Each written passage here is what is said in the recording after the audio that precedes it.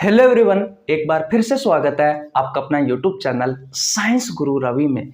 Guys, आज की इस वीडियो में हम बात करने वाले हैं आरबीसी के बारे में कि आरबीसी क्या है, आरबीसी का पूरा नाम क्या है, आरबीसी का वैज्ञानिक नाम क्या है, आरबीसी की खोज किसने की थी, आरबीसी को मापने वाला यंत्र कौन सा है, आरबीसी का जीवनकाल कितना होता है, आरबीसी का निर्माण कहाँ होता है, आरबीसी की संख्या कितनी होती है, आरबीसी की कमी से कौन सा रोग होता है, आरबीसी की अधिकता से कौन सा रोग होता है, और भी साथियों बहुत सारी ऐसी कहानी है आरबीसी के बारे में जिनके बारे में आज की इस वीडियो में हम चर्चा करने वाले हैं। चलिए साथियों, आज की क्लास की शुरुआत करते हैं। हेडिंग लगा लीजिए आरबीसी। आरबीसी गाइज, आरबीसी क्या है? अगर आपसे क्वेश्चन पूछे तो बता देना भैया, आरबीसी एक कोशिका है। आरबीसी क्या है साथियों? एक सेल है, एक कोशिका है। अगर आपसे क्वेश्चन पूछा जाए कि किसकी कोशिका है, तो भैया ये हमारे ब्लड की कोशिका है, यानी कि रक्त की कोशिका है। मैंने कहा अगर आपसे क्वेश्चन पूछा जाए कि आरबीसी क्या है, तो आरबीसी एक कोशिका है। किसकी कोशिका है साथियों? तो हमारे ब्लड की कोशिका है। अब थोड़ी बहुत जानकारी हम ब्लड के बारे में जान लेते हैं। देखिए, जो ब्लड होता है साथियों, इस ब्लड के दो भाग होते हैं। कितने भाग होते हैं? दो भाग होते हैं। दो भाग होते हैं। एक होता है साथियों इसका ठोस भाग, और एक होता है साथियों इसका तरल भाग।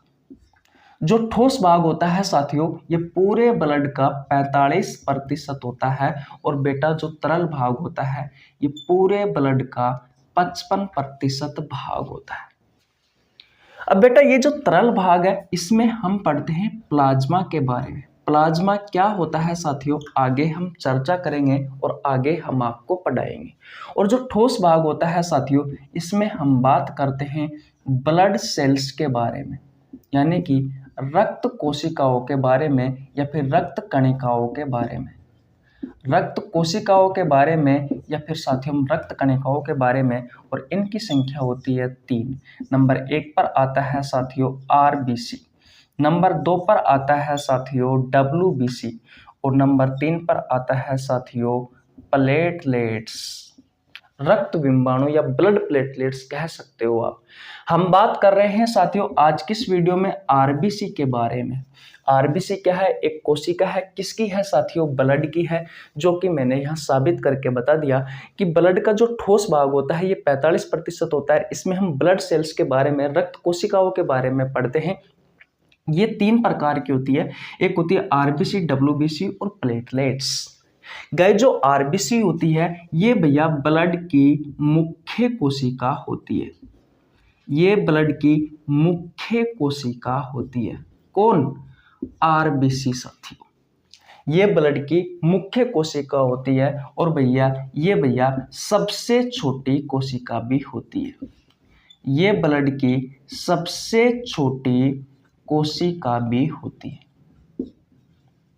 कौन साथियों? आरबीसी। ये दोनों पॉइंट साथियों आरबीसी से संबंधित है। अगर आपसे क्वेश्चन पूछा जाए कि ब्लड की मुख्य कोशिका कौन सी है, तो साथियों आरबीसी है। ब्लड की सबसे छोटी कोशिका कौन सी है साथियों? तो आरबीसी है। इतनी कहानी समझ में आई। और बात करते हैं साथियों आरबीसी के बारे में। एक बार हरियाणा फीमेल कांस्टेबल में आपसे क्वेश्चन पूछा था कि आरबीसी का पूरा नाम क्या है। आरबीसी का पूरा नाम होता है साथियों रेड ब्लड सेल्स, यानी कि लाल रक्त कणिका, या फिर लाल रक्त कोशिका, या फिर लाल रक्त कोशिका। ये होता है साथियों किसका पूरा नाम? भैया आरबीसी का पूरा नाम। तो पहला क्वेश्चन अगर आपसे क्वेश्चन पूछा जाए भैया आपकी प्रतियोगी परीक्षाओं में कि आरबीसी का पूरा नाम क्या होता है, तो आरबीसी का पूरा नाम होता है रेड ब्लड सेल्स, लाल रक्त कणिका या लाल रक्त कोशिका है। आरबीसी क्या है? एक कोशिका है। किसकी कोशिका है? तो ब्लड की कोशिका है। इतनी बात क्लियर है। फिर मैंने आपको ये बताया कि ब्लड की मुख्य कोशिका कौन सी है, तो आरबीसी है, और सबसे छोटी कोशिका कौन सी है, तो आरबीसी है। अभी हम इनके बारे में भी बात करेंगे। उससे पहले साथियों, अगर आपसे क्वेश्चन पूछा जाए कि इसका वैज्ञानिक नाम क्या है, इसका वैज्ञानिक नाम क्या है, किसका, भैया आरबीसी का, तो इसका वैज्ञानिक नाम होता है इरिथ्रोसाइट। ये इरिथ्रोसाइट साथियों आरबीसी का वैज्ञानिक नाम है। जब भी साथियों हम ब्लड की जांच करवाते हैं, ब्लड का टेस्ट करवाते हैं साथियों, तो वहां पर इरिथ्रोसाइट की संख्या दी हुई होती है, ल्यूकोसाइट की संख्या दी हुई होती है, थ्रोम्बोसाइट की संख्या दी हुई होती है साथियों।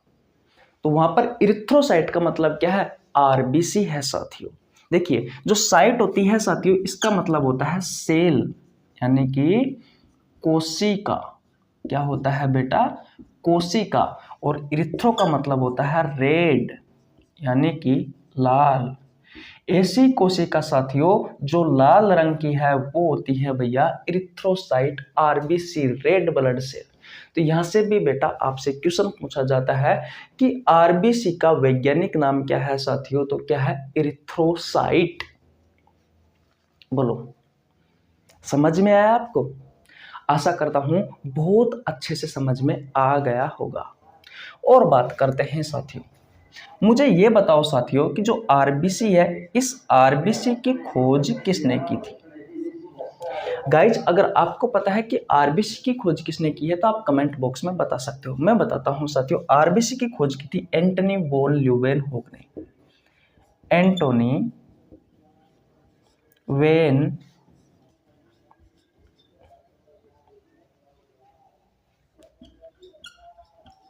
ल्यूवेनहुक ने, एंटनी वेन ल्यूवेनहुक ने साथियों किसकी खोज की थी भैया, आरबीसी की खोज की थी। साथियों जो एंटनी वॉन ल्यूवेनहुक है, इसका साइंस के क्षेत्र में बहुत बड़ा योगदान है, क्योंकि साथियों इन्होंने बहुत सारी खोजें की थी। जैसे कि साथियों नंबर 1 पर आरबीसी की खोज की थी। इसके अलावा साथियों इन्होंने शुक्राणु की खोज की थी। इसके अलावा इन्होंने जीवाणु की खोज की थी साथियों, बैक्टीरिया की। इसके अलावा इसने प्रोटोजोआ की खोज की थी। और आप सभी को पता होगा साथियों, इन्होंने भैया जीवित कोशिका की भी खोज की थी। इन्होंने जीवित कोशिका की भी खोज की थी। बोलो भैया। तो अगर आपसे क्वेश्चन पूछा जाए कि आरबीसी की खोज किसने की थी साथियों, तो एंटनी वॉन ल्यूवेनहुक ने की थी। और इन्होंने और भी बहुत सारी खोजें की, जैसे कि शुक्राणु, जीवाणु, प्रोटोजोआ, जीवित कोशिका की खोज की थी साथियों। किसने? एंटनी वॉन ल्यूवेनहुक ने। बोलो, अब मुझे यह बताओ साथियों, आरबीसी की संख्या मापने वाला यंत्र कौन सा है? अब बात करते हैं हम, आरबीसी की संख्या मापने वाला यंत्र है साथियों हीमोसाइटोमीटर।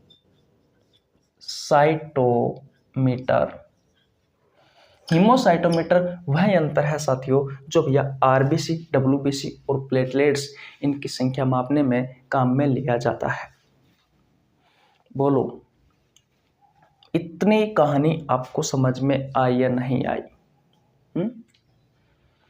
आ गई है तो अच्छी बात है, नहीं आई है तो और भी अच्छी बात है, क्योंकि आप दोबारा सीख सकते हो। एक बार और रिवीजन करवाया जाए। ओके, आरबीसी क्या है? आरबीसी एक कोशिका है बेटा। किसकी कोशिका है? तो आप कहोगे ब्लड की कोशिका है। ब्लड के बारे में जानते हैं, ब्लड के दो भाग होते हैं, एक ठोस भाग होता है, एक तरल भाग होता है। जो तरल भाग होता है बेटा, ये पूरे ब्लड का 55% भाग है, और जो ठोस भाग है बेटा, ये ब्लड का 45% भाग है। ठोस भाग में हम ब्लड सेल्स यानी कि रक्त कोशिका या रक्त कणिकाओं के बारे में पढ़ते हैं। ये 3 प्रकार की होती है, आरबीसी, डब्ल्यूबीसी, प्लेटलेट्स। आरबीसी के बारे में हम पढ़ रहे हैं साथियों, आरबीसी हमारे ब्लड की मुख्य कोशिका होती है, ये सबसे छोटी कोशिका होती है। इतनी बात समझ में आई? ओके। आरबीसी का पूरा नाम रेड ब्लड सेल यानी कि लाल रक्त कणिका या लाल रक्त कोशिकाएं होता है। इसका वैज्ञानिक नाम है साथियों इरिथ्रोसाइट होता है। साइट का मतलब होता है सेल यानी कि कोशिका, और इरिथ्रो का मतलब होता है रेड यानी कि लाल। वह कोशिका जो लाल रंग की है वो कौन सी है? आरबीसी है, रेड ब्लड सेल है। इसकी खोज एंटनी वॉन ल्यूवेनहुक ने की थी। इसके अलावा आरबीसी की खोज के अलावा साथियों एंटनी वॉन ल्यूवेनहुक ने शुक्राणु की, जीवाणु की, प्रोटोजोआ की, जीवित कोशिका की खोज की। जिस यंत्र से हम आरबीसी की संख्या को मापते हैं वो है हीमोसाइटोमीटर। इतनी बात समझ में आ गई है साथियों, तो हम आगे बढ़ते हैं। इसे मिटा दो भैया, ओके, ये लो, और बात करते हैं। अभी मैंने यहाँ पे एक चीज मिटाई है बेटा, कि जो आरबीसी है, ये आरबीसी हमारे ब्लड की क्या है, मुख्य कोशिका है। और मुख्य कोशिका के अलावा साथियों ये भैया सबसे छोटी कोशिका भी है। ये सबसे छोटी कोशिका भी है। बोलो मिटाई या नहीं मिटाई? अब देखिए साथियों, अब हम बात करते हैं संख्या में। किसमें? संख्या में। संख्या में बात करते हैं। तो गाइज मैंने कहा कि जो ब्लड सेल्स होती है वो 3 प्रकार की होती है, आरबीसी, डब्ल्यूबीसी और प्लेटलेट्स।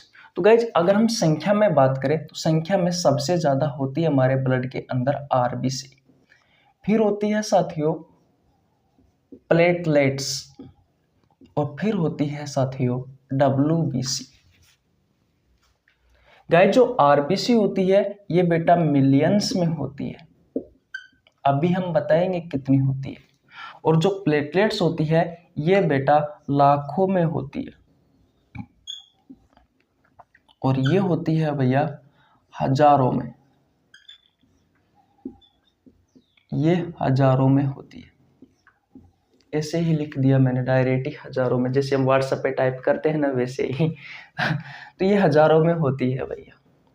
इतनी बात समझ में आ गई आपको? मैंने ये कहा कि हमारी जो ब्लड सेल्स होती है बेटा ये 3 प्रकार की होती है, आरबीसी, डब्ल्यूबीसी और प्लेटलेट्स। संख्या में बात करें तो आरबीसी मिलियंस में होती है, प्लेटलेट्स लाखों में होती है, डब्ल्यूबीसी हजारों में होती है। यहाँ से गाइज कभी भी अगर इस प्रकार का क्वेश्चन पूछा जाए कि आरबीसी की संख्या कितनी होती है, प्लेटलेट्स की संख्या कितनी होती है, डब्ल्यूबीसी की संख्या कितनी होती है, तो आप इस ट्रिक से आसानी से याद कर सकते हो बेटा इसे। कैसे? मैंने कहा कि आरबीसी मिलियंस में होती है, कहने का मतलब गाइज इसका जो आंकड़ा आएगा वो मिलियंस में आएगा, ये तो फिक्स है। फिर मैंने कहा कि प्लेटलेट्स होती है वो लाखों में होती है, कहने का मतलब प्लेटलेट्स की जो संख्या होगी, प्लेटलेट्स का जो आंकड़ा होगा बेटा वो लाखों में होगा, है कि नहीं है? और बात करें डब्ल्यूबीसी की, तो डब्ल्यूबीसी बेटा हजारों में आएगी, इसका आंकड़ा हजारों में आएगा, तो आप आसानी से इसका उत्तर दे सकते हो। गाइज मिलियंस का मतलब होता है 1 मिलियंस बराबर होता है, 1 मिलियन बराबर होता है 10 लाख। तो गाइज संख्या में साथियों सबसे ज्यादा आरबीसी होती है, फिर प्लेटलेट्स होती है, फिर डब्ल्यूबीसी होती है, इस बात का आपको ध्यान रखना। गाइज 99% तो साथियों सिर्फ आपके ब्लड में ये आरबीसी ही पाई जाती है, और बाकी के 1% में साथियों ये दोनों पाई जाती है। इस बात का भी आपको ध्यान रखना है। इतनी बात क्लियर है? ओके भैया, अब बात करते हैं साथियों इनके आकार के आधार पर। तो आकार के आधार पर साथियों जो डब्ल्यूबीसी होती है वो डब्ल्यूबीसी सबसे बड़ी होती है, फिर भैया जो प्लेटलेट्स है वो प्लेटलेट्स होती है, और सबसे छोटी होती है साथियों आरबीसी।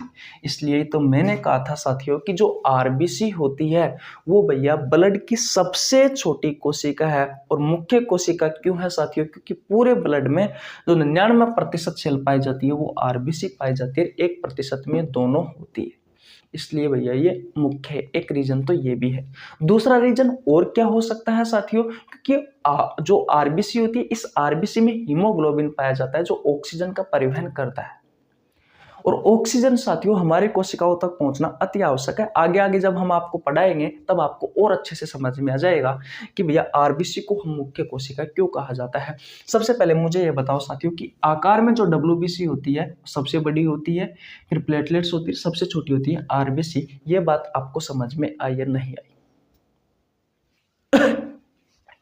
आ गई? ओके।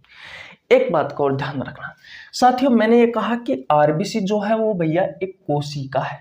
मान लीजिए ये कोशिका है, और आप सभी को पता है साथियों कोशिका सिद्धांत, सेल थ्योरी ये कहती है कि कोशिका है तो साथियों उसमें न्यूक्लियस जरूर होगा। क्या होगा? न्यूक्लियस, यानी कि केंद्रक जरूर पाया जाएगा।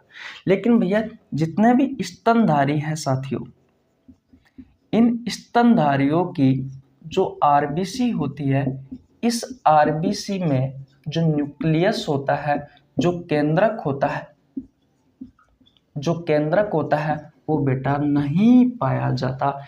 एकमात्र आरबीसी ऐसी सेल है जिसमें भैया न्यूक्लियस नहीं पाया जाता स्तनधारियों की सिर्फ आरबीसी में। वैसे आप अगर पक्षियों की बात करें या फिर सांप की बात करें, छिपकली की बात करें, मेंढक की बात करें तो उनकी आरबीसी में न्यूक्लियस पाया जाता है, केंद्रक पाया जाता है बेटा। लेकिन हम बात करें स्तनधारियों की, जैसे कि गाय, भैंस, घोड़ा, बकरी, कुत्ता, हमारी जो आरबीसी होती है बेटा ये एक ऐसी सेल है जिसमें न्यूक्लियस नहीं पाया जाता, केंद्रक नहीं पाया जाता।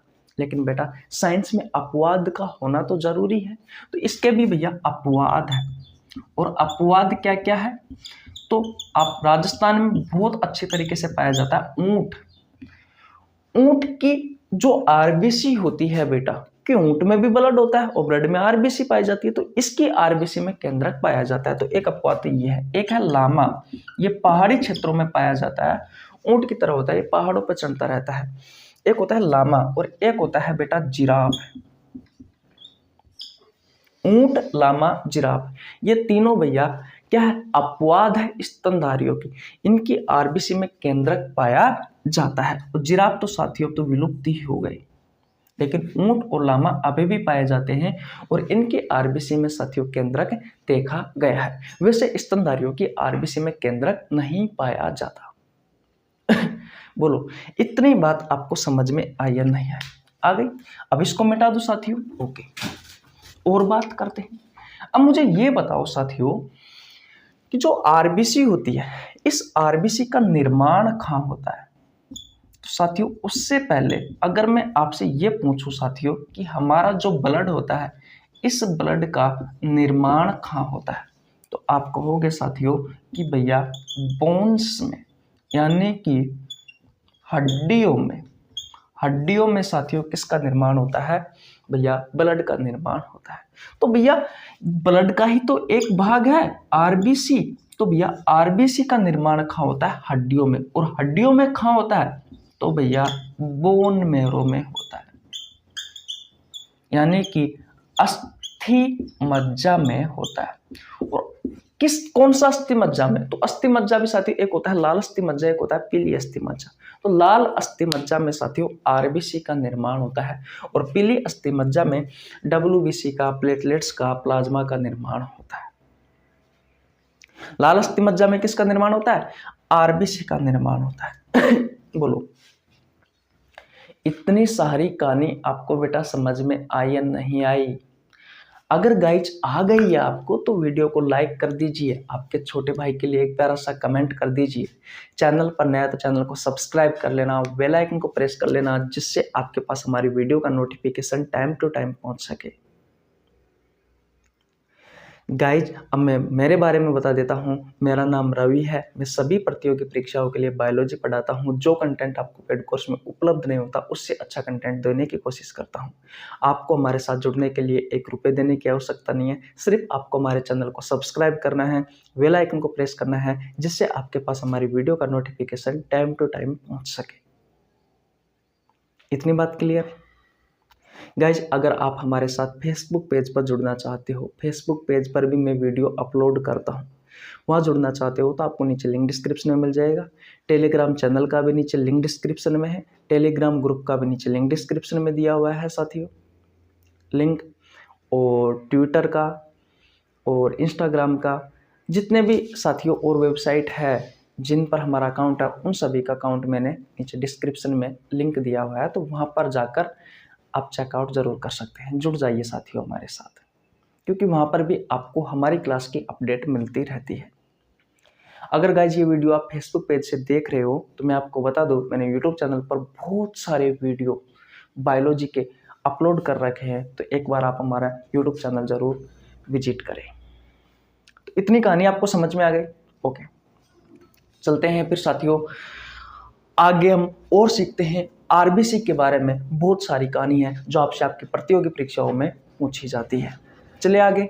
ओके, तो स्क्रीनशॉट ले लीजिए, मिटा देता हूं और आगे बात करते हैं। देखिए साथियों, और बात करते हैं आरबीसी के बारे में, और भी बहुत सारी जानकारी हम आपको देने वाले हैं। आरबीसी किसके बारे में पढ़ रहे हैं हम? आरबीसी के बारे में। आरबीसी का पूरा नाम होता है रेड ब्लड सेल्स, लाल रक्त कोशिका या फिर लाल रक्त कणिका। अब बात करते हैं साथियों इसके निर्माण के बारे में। मैंने आपको बता दिया कि इसका निर्माण होता है रेड बोन मेरो में, यानी कि लाल अस्थि मज्जा में। इसकी संख्या की बात करते हैं साथियों की आरबीसी की संख्या कितनी होती है। तो देखिए लड़कों में अलग होती है साथियों, और भैया लड़कियों में अलग होती है। तो लड़कों में कितनी होती है और लड़कियों में कितनी होती है, क्योंकि साथियों जो लड़कों में ब्लड होता है वो लड़कियों से थोड़ा अधिक होता है। तो भैया सीधी सी बात है कि जो आरबीसी की संख्या होगी साथियों वो भी लड़कों में अधिक होगी लड़कियों से, है कि नहीं है। तो लड़कों में साथियों जो आरबीसी की संख्या होती है वो होती है 5 से लेकर के 5.5 मिलियन प्रति 100 ml ऑफ ब्लड, यानी कि 100 ml ब्लड में साथियों कितनी होती है 5 से 5.5 मिलियन होती है। 1 मिलियन में होते हैं साथियों 10 लाख, आप लगा लीजिए कितने लाख होती है। और लड़कियों में होती है साथियों आप कह सकते हो 4 से 5 मिलियन प्रति 100 ml ऑफ ब्लड, यानी कि 100 ml ब्लड में 4 से 5 मिलियन होती है। बोलो इतनी बात समझ में आ गई। अब बेटा मैंने ये कहा कि आरबीसी एक कोशिका है, और कोशिका जो है साथियों ये भैया हमारे शरीर में इनका निर्माण होता रहता है और इनकी मृत्यु होती रहती है। तो जो आरबीसी है बेटा इस आरबीसी का निर्माण होता है किस में, हड्डियों में होता है, जो लंबी लंबी हड्डियां होती है उसमें, और हड्डियों में भी कहाँ होता है बोन मेरो में, अस्थि मज्जा में। अस्थि मज्जा में तो बेटा इनका निर्माण हुआ, इनकी संख्या इतनी होती है। अब बात आती है कि बेटा कि इनका जीवन काल कितना होता है। तो देखिए जीवन काल के बारे में बात करते हैं। तो बेटा इनका जो जीवन काल होता है वो होता है 120 दिन का। ये 120 दिन के बाद में साथियों इनकी मृत्यु हो जाती है, इनकी मृत्यु हो जाती है। अब बात आती है बेटा कि इनकी मृत्यु होती कहां पर है, इनकी मृत्यु होती कहां है। तो इनकी मृत्यु होती है साथियों हमारे शरीर के 2 अंगों के पास। एक आपने नाम सुना होगा साथियों लीवर, जिसे आप यकृत या जिगर कहते हो साथियों, और दूसरा होता है भैया स्प्लेन, इसे कहा जाता है पलिया या फिर साथियों इसे कहा जाता है तिल्ली। तो इसमें तो साथियों कम मृत्यु होती है, किसमें, लीवर में, किसकी, आरबीसी की, और अधिक मृत्यु होती है साथियों किसमें, इस स्प्लेन या पलिया या तिल्ली में। और साथियों मृत्यु तो होती है लेकिन 2-3 दिन के बाद में साथियों जो मरी हुई है उनका पुनः निर्माण हो जाता है, पुनः जीवित हो जाती है साथियों, और इसी में ही रीजनरेट होती है साथियों कौन, आरबीसी, किस में, इस स्प्लेन पलिया तिल्ली में। इनका मरी हुई आरबीसी साथियों पुनः जीवित हो जाती है किसमें, इसी स्प्लेन में, इसी ही पलिया में, और साथियों पुनः निर्माण होकर इकट्ठी भी कहाँ हो जाती है साथियों, इसी में ही हो जाती है, इकट्ठी भी कहाँ हो जाती है, इसी में ही हो जाती है। जब साथियों हमारे शरीर में ब्लड की कमी आती है तो डॉक्टर हमें ये कहता है कि या तो आप अच्छी डाइट लीजिए या फिर साथियों आप ब्लड अपने ऊपर चढ़वा लीजिए या ब्लड ले लीजिए, ठीक है। तो हम ब्लड लेने के लिए कहाँ जाते हैं भैया, ब्लड बैंक में जाते हैं। कहाँ जाते हैं, ब्लड बैंक में जाते हैं, क्योंकि ब्लड बैंक से ही हमें क्या मिलता है, ब्लड मिलता है। अगर साथियों हमारे शरीर में हल्की फुल्की ब्लड की कमी आ गई तो फिर क्या होता है साथियों, तो ये जो स्प्लेन है इसके पास आरबीसी इकट्ठी हुई है, और मैंने कहा कि 99% की मात्रा में होती है आरबीसी, और ये ब्लड की मुख्य कोशिका है। तो कहने का मतलब हमारा थोड़ा बहुत ब्लड किस में उपस्थित है, इस स्प्लेन पलिया तिल्ली में। तो जब भी हमारे शरीर में हल्की फुल्की ब्लड की कमी होती है बेटा तो फिर हम किससे लेते हैं, इस स्प्लेन पलिया या तिल्ली से लेते हैं, क्योंकि यहाँ पर किसका, आरबीसी का पुनः निर्माण हो रहा है। तो इससे साथियों हमारे शरीर का ब्लड बैंक कहा जाता है, क्योंकि जिस तरीके से ब्लड बैंक हमें ब्लड देता है ठीक उसी तरीके से हमारे शरीर में हल्की फुल्की ब्लड की कमी होने पर ये स्प्लेन हमें क्या देता है, ब्लड देता है। तो इसे क्या कहा जाता है, इस स्प्लेन को शरीर का ब्लड बैंक। तो आपसे क्वेश्चन पूछा जाए कि हमारे शरीर का ब्लड बैंक किस ऑर्गन को कहा जाता है, तो किसे कहा जाता है साथियों? स्प्लीन, पलिया या तिल्ले को कहा जाता है। बोलो, इतनी बात क्लियर है? यहां तक कोई परेशानी नहीं होनी चाहिए। अब बात करते हैं साथियों कि इसका आकार कैसा होता है। तो अगर आप नॉर्मली देखते हो साथियों तो आपको अंडाकार दिखाई देगी। आपकी जो आरबीसी होती है वो अंडाकार दिखाई देगी, लेकिन जब आप इलेक्ट्रॉन माइक्रोस्कोप से इसे देखोगे साथियों तो इसकी आकृति आपको दिखाई देगी बाइकॉनकेव, यानी कि द्विअवतलाकार या साथियों डंबलाकार।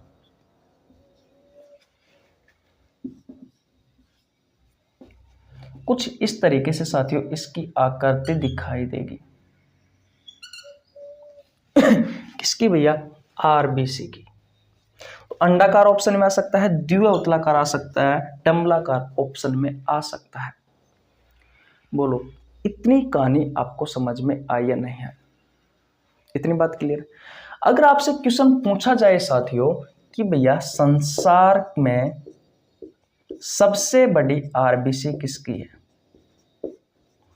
सबसे बड़ी आरबीसी किसकी है, तो क्या बताओगे? एम्फियूमा। ये क्या है? ये भैया एक उभयचर है, एक एम्फीबियन है। कौन? एम्फियूमा। संसार में सबसे बड़ी आरबीसी इसी ही की है।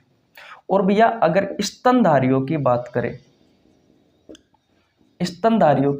कि स्तनधारियों में सबसे बड़ी आरबीसी किसकी है, सबसे बड़ी आरबीसी किसकी है साथियों? तो बता देना भैया, हाथी की है। किसकी? हाथी की। और संसार में और स्तनधारियों में सबसे छोटी आरबीसी किसकी है साथियों? अगर आपसे ये क्वेश्चन पूछा जाए तो सबसे छोटी आरबीसी होती है साथियों किसकी? कस्तूरी हिरण की। किसकी भैया? कस्तूरी हिरण की। बोलो, समझ में आया नहीं आया? आ गया है तो सब्सक्राइब कर लो भैया चैनल को। इतनी सारी जानकारी, बोलो कम है क्या? और दूं? चलो और बातें करते हैं। बोलो, ये सारी कहानी आपको समझ में आई या नहीं है? आ गई ना? बहुत अच्छे से। और बात करते हैं। मिटा दूं? स्क्रीनशॉट ले लिया होगा। ले लिया? ओके भैया, चलो आगे चलते हैं। अब मुझे ये बताओ साथियों कि भैया हमने आरबीसी के बारे में बहुत सारी जानकारी अब तक देखी। लगभग हमें आधी घंटा हो गया, लगभग 30 मिनट हो गए साथियों हमें आरबीसी के बारे में जानते हुए। अब ये तो बता दो कि भैया आरबीसी करती क्या है? भाई ये तो बता दो कि आरबीसी करती क्या है। तो अब देखिए साथियों, आरबीसी का कार्य, आरबीसी का कार्य, बेटा ध्यान से देखना, मजा आ जाएगा अगर आप इस बात को समझ लोगे तो। सबसे पहले मुझे ये बताओ साथियों कि हमारा जो ब्लड होता है, इस ब्लड का रंग कैसा होता है? तो आप कहोगे भैया लाल होता है। किसके कारण होता है? तो भैया ये होता है हीमोग्लोबिन वर्णक के कारण होता है, या हीमोग्लोबिन के कारण होता है। और गाइज ये जो हीमोग्लोबिन है ना, ये भैया कहाँ उपस्थित होता है? ये आरबीसी में उपस्थित होता है। और आरबीसी का ये हीमोग्लोबिन साथियों मुख्य घटक है। ये भैया आरबीसी का मुख्य घटक है। जो कार्य आरबीसी का होगा साथियों वही कार्य हीमोग्लोबिन का होगा। तो अगर हम हीमोग्लोबिन का कार्य पढ़ ले तो भैया हमें आरबीसी का कार्य पढ़ लेंगे। अब देखिए हीमोग्लोबिन का कार्य क्या है? हीमोग्लोबिन का कार्य क्या है? गाइस जो हीमोग्लोबिन होता है ये भैया ऑक्सीजन को हमारी जो सेल होती है इस सेल तक पहुंचाता है, कोशिका तक पहुंचाता है। कितने प्रतिशत परिवहन करता है? पूरे 100% परिवहन करता है। अब ऑक्सीजन को साथियों, ऑक्सीजन को साथियों हीमोग्लोबिन हमारे कोशिकाओं तक पहुंचाता है। क्यों पहुंचाता है? क्योंकि हमारी कोशिकाओं के पास क्या उपस्थित होता है? C6H12O6 ग्लूकोज उपस्थित होता है। इस ग्लूकोज को ऑक्सीजन की उपस्थिति में तोड़ा जाता है। कार्बन डाइऑक्साइड, जल और ऊर्जा, यानी कि हमारे शरीर में जो ऊर्जा बनती है बेटा वो एटीपी के रूप में बनती है। ऊर्जा का निर्माण किया जाता है। किसका निर्माण किया जाता है भैया? ऊर्जा का निर्माण किया जाता है। इसलिए भैया इस ऑक्सीजन को हीमोग्लोबिन की सहायता से कोशिकाओं तक पहुंचाया जाता है ताकि ऊर्जा बनाई जा सके हमारे शरीर में। तो 100% परिवहन हो रहा है साथियों किसका? हीमोग्लोबिन कर रहा है ऑक्सीजन का। लेकिन भैया ये वापिस ये जो कार्बन डाइऑक्साइड बना है साथियों, जब ग्लूकोज को ऑक्सीजन की उपस्थिति में तोड़ा तो कार्बन डाइऑक्साइड जल और ऊर्जा का निर्माण हुआ। ये कार्बन डाइऑक्साइड साथियों यहाँ पर अपशिष्ट पदार्थ है और इस अपशिष्ट पदार्थों को वापस साथियों कहाँ पहुंचाया जाता है? हमारे शरीर से बाहर पहुंचाया जाता है। हमारे लंग्स तक कौन लेकर आता है साथियों? तो हीमोग्लोबिन लेकर के आता है साथियों कार्बन डाइऑक्साइड को। कितने प्रतिशत साथियों? 75% कार्बन डाइऑक्साइड का परिवहन करता है साथियों कौन? हीमोग्लोबिन। तो वापस आपकी कोशिकाओं के पास से ये जो हीमोग्लोबिन है ये कार्बन डाइऑक्साइड को आपके फेफड़ों तक लेकर आता है। कितने प्रतिशत? 25%। तो आप कहोगे भैया कि बाकी का ये 25% गया तो कहाँ गया? तो देखिए हमारी बॉडी में बेटा जल कितना होता है? तो आप कहोगे 68 से 70% के आसपास हमारी बॉडी में जल होता है। तो ये जो कार्बन डाइऑक्साइड होता है बेटा ये जल के साथ में क्रिया कर लेता है और क्या बना लेता है? H2CO3। ये है कार्बोनिक एसिड। कार्बोनिक एसिड का निर्माण कर लेता है कौन? कितने प्रतिशत में? 25% में। हो गया ना पूरा 100%। तो ये कार्य होता है साथियों हीमोग्लोबिन का। 100% तो ऑक्सीजन का परिवहन करता है, 75% कार्बन डाइऑक्साइड का परिवहन करता है।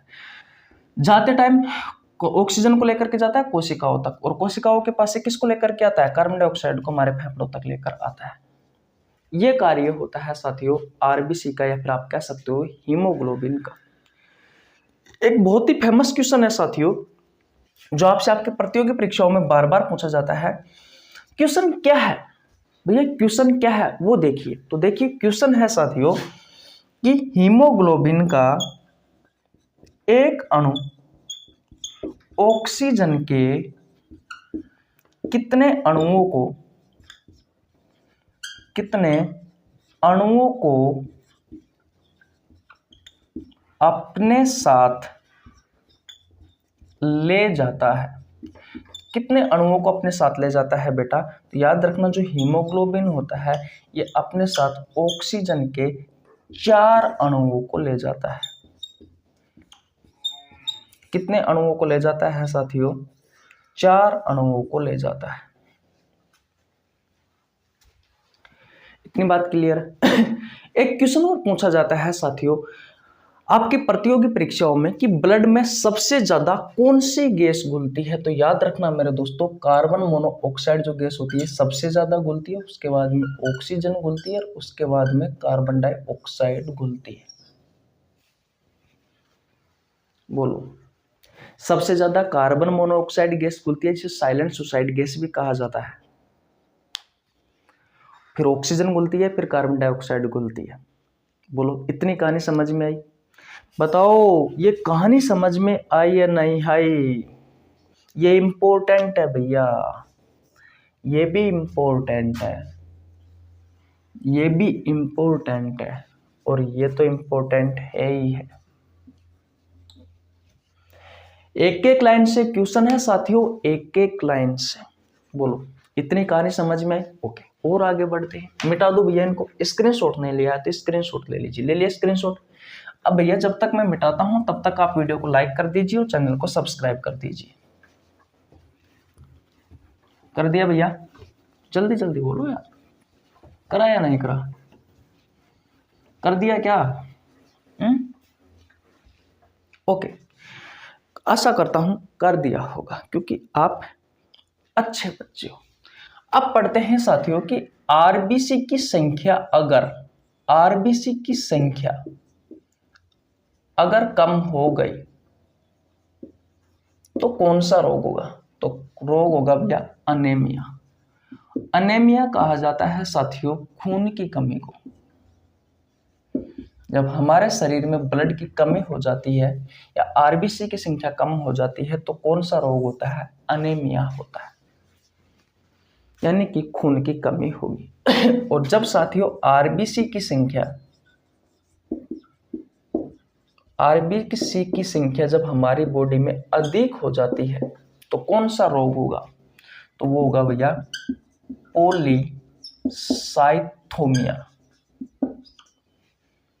पॉलीसाइथेमिया है साथियों, देख लेता हूं, पॉलीसाइथेमिया है।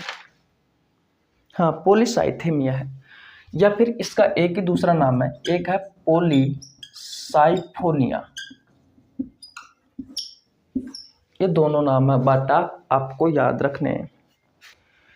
अब इसमें क्या होता है पॉलीसाइथेमिया में या पॉलीसाइफोनिया में? तो इसमें भैया आरबीसी की संख्या अधिक हो जाती है। लक्षण क्या है? तो आपके हाथ लाल हो जाते हैं, आपके हाथों में खतरनाक तरीके से खुजली चलती है, इतनी खुजली चलती है कि कभी कभी हाथों से ब्लड भी बाहर आ जाता है।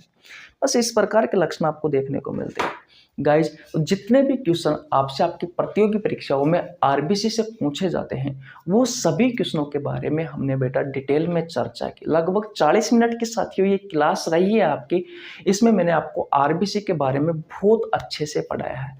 अगर आपको वास्तविकता में ही मजा आया है साथियों आरबीसी को पढ़ने में तो मैं आपको बता दूं, मैंने अभी साथियों लगभग 17 क्लासों में साथियों साइटोलॉजी कोशिका विज्ञान को कंप्लीट किया है। तो आपको नीचे जाओ, लिंक डिस्क्रिप्शन में मिल जाएगा और कोशिका विज्ञान वाला चैप्टर आप पढ़ लीजिए। ब्लड वाला चैप्टर करा रखा है गाइज, मैंने बायोलॉजी के बहुत सारे चैप्टर करवा रखे हैं। आप हमारे यूट्यूब चैनल पर जाइए और ज़रूर विजिट करें ताकि आपको अधिक से अधिक फायदा मिल सके। ये सभी चीज़ें साथियों फ्री ऑफ कॉस्ट उपलब्ध कराई जा रही है, लेकिन आप देखोगे तो यूट्यूब पर इतना अच्छा कंटेंट आपको फ्री ऑफ कॉस्ट नहीं मिलेगा। तो यार प्लीज़ चैनल को सब्सक्राइब कर लो, बेल आइकन को प्रेस कर लेना ताकि आपके पास हमारी वीडियो का नोटिफिकेशन टाइम टू टाइम पहुंच सके। मिलते हैं गाइज नेक्स्ट वीडियो में, तब तक के लिए जय हिंद, जय भारत, राम राम, बाय बाय।